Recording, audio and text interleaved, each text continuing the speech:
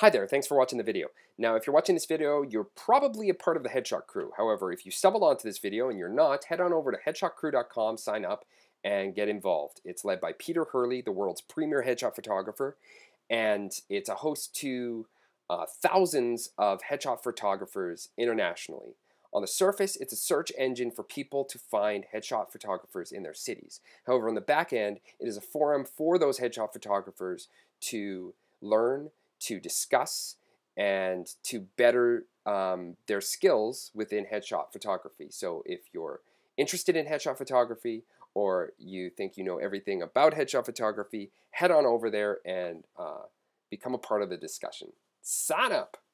All right, so this video is geared towards people who are having problems with their RAW files in Capture One. Specifically for me, I shoot Canon, and I find that the Canon RAW files, the skin tones are very red.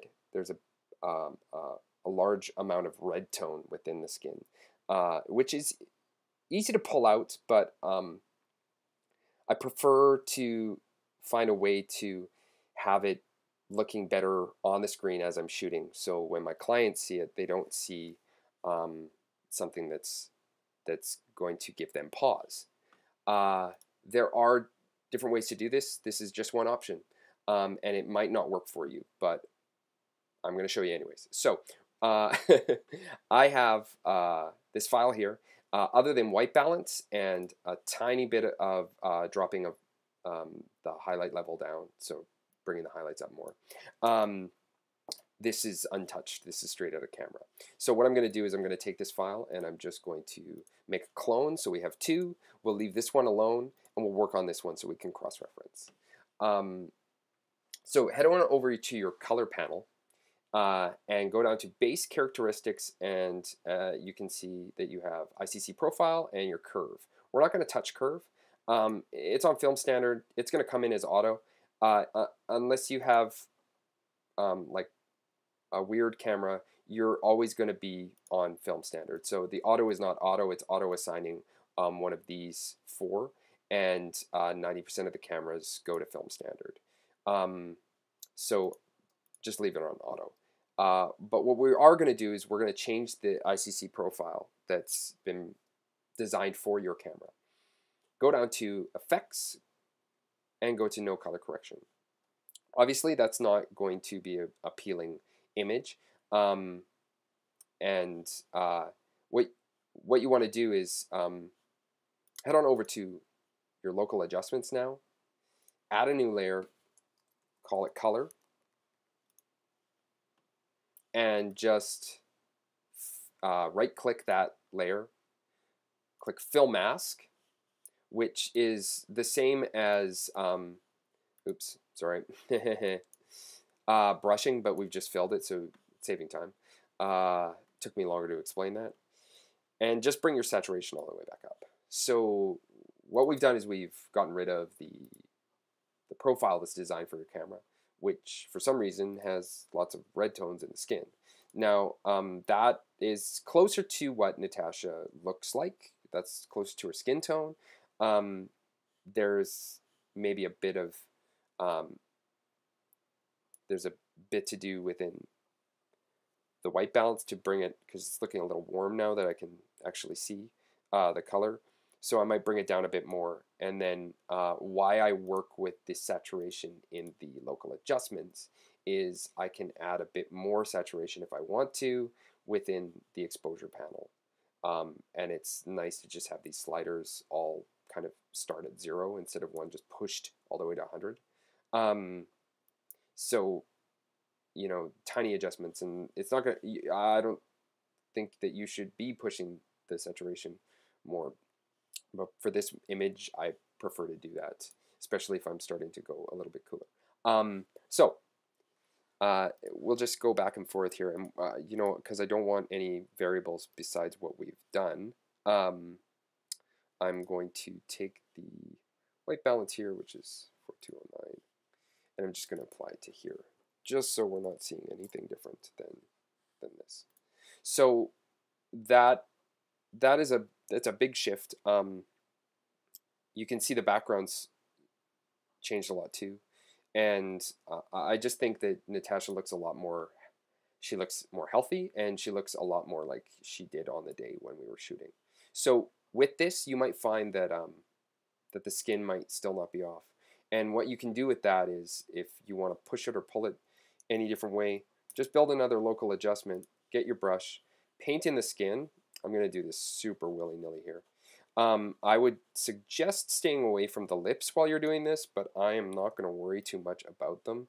Go down to your color editor, click your selector here, and then select an area that's not too highlighted and not too shadowed on the skin to get a good color for the skin. And then you can push that color that you've selected either way on the hue here for the amount. So you can bring a bit more red back in, but it's not in the same world that those files are off the top. With that, you can also push your saturation. I would not suggest that. That works good for shirts or other things, but not for skin. And then you can also change the uniformity of those corrections, the hue, the saturation, the lightness. So that's a way to get that kind of more within a world that's more appealing. I also find that as I've said, the curve is a little, no, I didn't say it, but I'm saying it now. The curve, the auto curve, the film response, the film standard is a little too, it's a little too much for me. So I personally like to pull it back just a bit, just so I'm getting a little bit more detail in the blacks. If I want to, I can change that later, but because I'm working with clients that have say in what the finals look like, I like to bring the image into Photoshop just a little more flat. Not too much, but just a little bit. Now, the alternative is to work in linear response, which I have in another video, but I don't suggest it unless you're feeling very proficient in Capture One, because David Grover says this the best, is once you're working with linear response, Capture One is not holding your raw files hand anymore. So you're kind of working on your own. If you are working in linear response, I really highly suggest clicking this little exclamation mark up here. It's to show your exposure warning.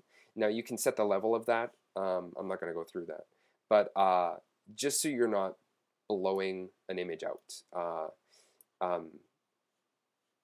Yeah, so you can work in this, but I'm finding that really what I was doing when I was working with linear response is just building it back to a little bit less contrast version of film response, so, or film standard. So I'm just going to stick with the film standard, and I highly recommend that you do as well.